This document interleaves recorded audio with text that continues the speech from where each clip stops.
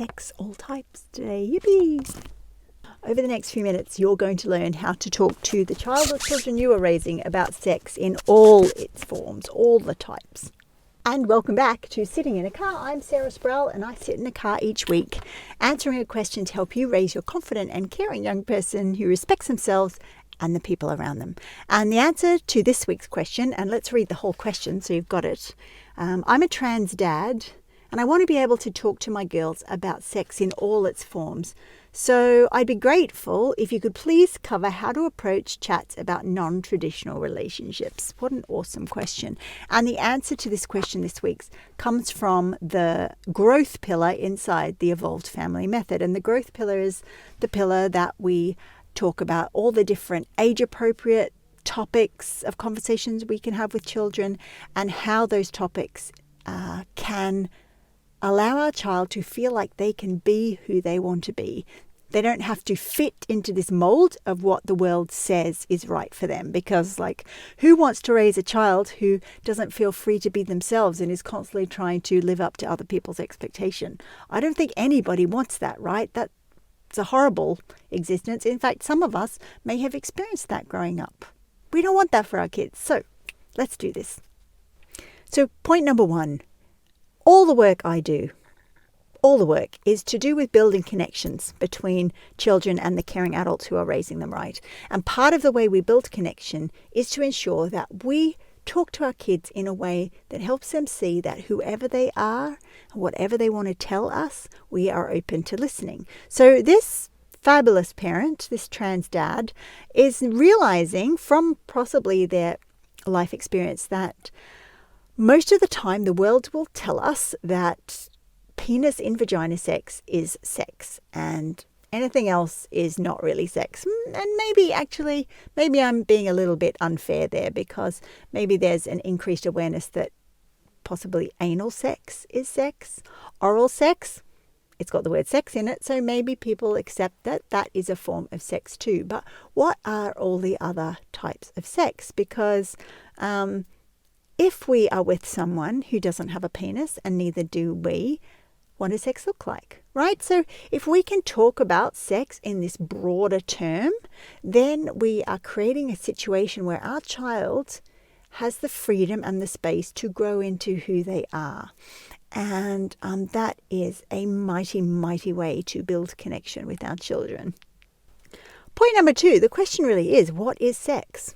If we realize that sex is not just a penis in a vagina, well, what is it then? And how can we talk about that with children? So inside the growth pillar in the Evolved Family Method, we talk about the fact that our body is designed to feel nice. And there are so many different ways that our body can feel nice. It can feel nice when we eat yummy food, or drink a lovely drink, or sit in the sunshine. Like it's actually a sunny day in Dublin today. My body feels the pleasure of that warmth on my face. The joy of maybe going for a run, if that's what makes our body feel good, or jumping on the trampoline.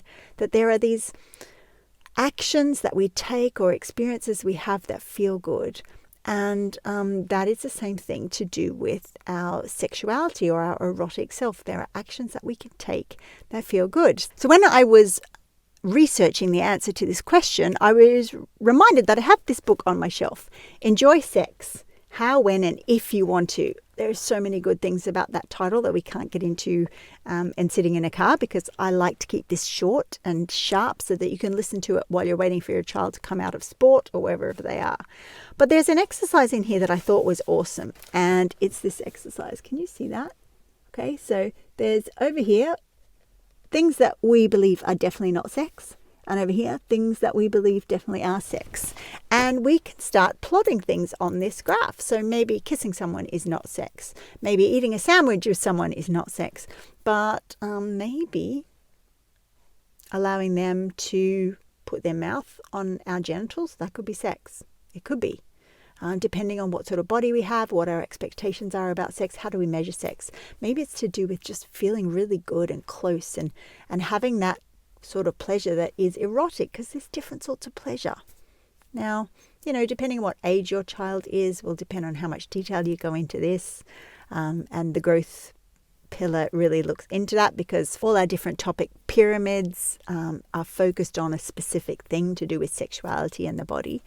But this idea that our body is meant to feel good is a central tenet of being able to talk about sex, being able to talk about consent, and being able to talk about self-awareness and communicating our needs to other people.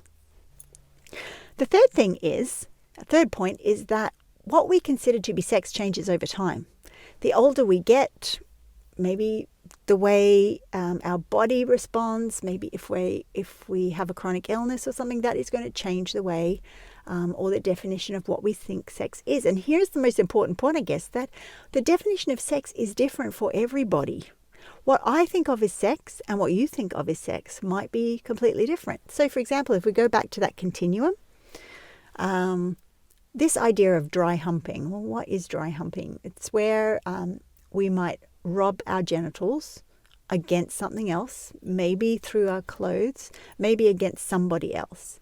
That could be sex for some people.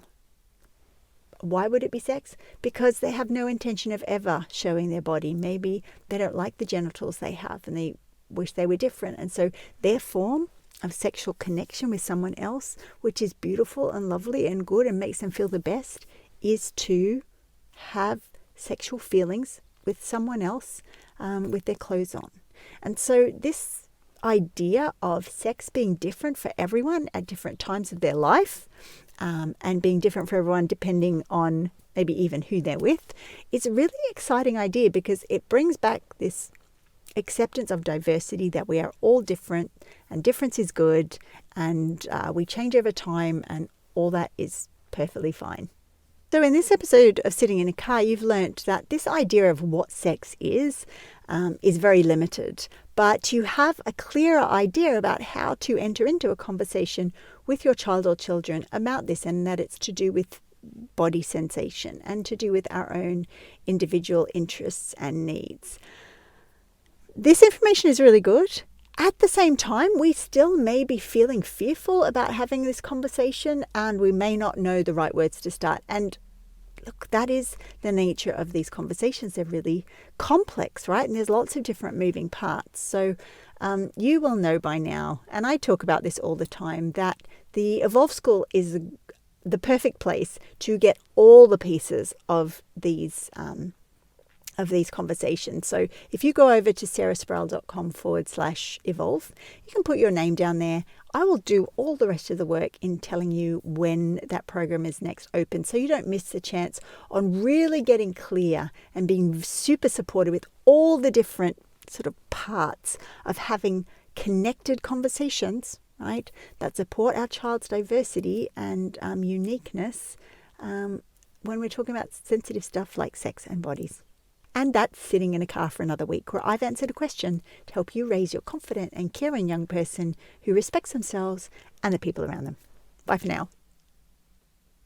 Thinking. And over here are activities that definitely are sex. And, oh God,